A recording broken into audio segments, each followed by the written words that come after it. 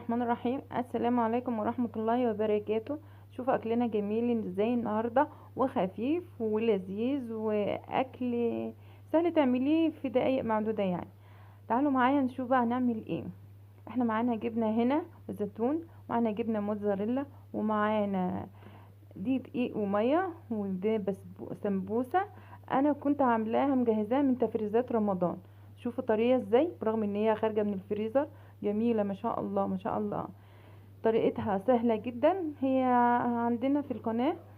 ودي من تفريزات رمضان، بتبقى أكلة خفيفة وأكلة جميلة جدا لما انت بتحشيها بالجبن او بتحشيها باللحمة المفرومة، سواء كده او كده هي طعمها جميل. ده بقى معلقتين دقيق ومية علشان اقفل السمبوسة بتاعتي.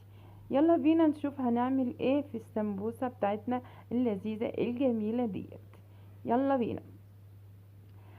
انا هاخد ورقة من ورق السمبوسة اللي انا مفرزاه الخفيف الجميل دوت. شوفوا ما شاء الله جميل قوي.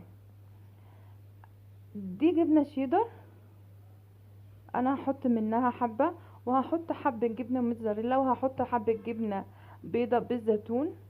تمام كده، جبنة بيضة بالزيتون وهقفلها. انا هعمل معاكم واحدة هوريها لكم انا عملتها ازاي، وهكمل الكمية كلها واوريها لكم في الاخر.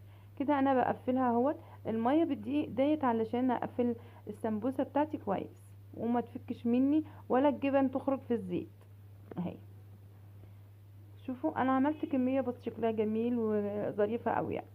كده خلصت الكمية كلها اهي، متقفلة وجميلة، وحاجة بسيطة وسهلة في البيت متناول ايدك. انتي عملتيها بأقل التكاليف.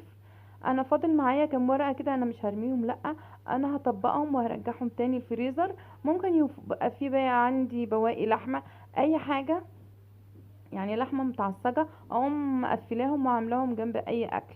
بصراحه انا النهارده عملت الاكله ديت علشان انا كان عندي باقي اكل من امبارح، وكنت محتاره ازاي ان انا اقدم اكل النهارده. فقررت ان انا اخرج السمبوسه واعملها واقليها اهيت معاكم، وتبقى اكله جنب بقيه اكل امبارح. ما احنا مش معقول الاكل اللي عندنا هنرميه. بصراحه انا كان عندي محشي، فاحترت ان انا اعمل فرحت مطلعه السمبوسه وعملتها قدامكم زي ما انتم شايفينها اهيت. قالتها وقالت بطاطس جنبها، البطاطس شكلها جميله اهيت، والسمبوسه شكلها اجمل بجد بجد بجد. لما بتعملي الحاجه في البيت وبنظافه وببساطه اقل التكاليف بتريحك كتير. شوفوا شكلها جميل وصغننه وجميله. انا عاملاها صغننه على، انا بحبها صغننه كده يعني، ما بحبش الكبيره اهيت.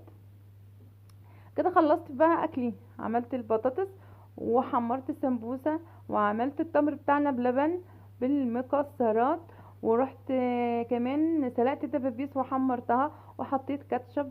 وطبعا هحط المحشي بتاعنا، وهتبقى سفرة جامدة جامدة جامدة جامدة.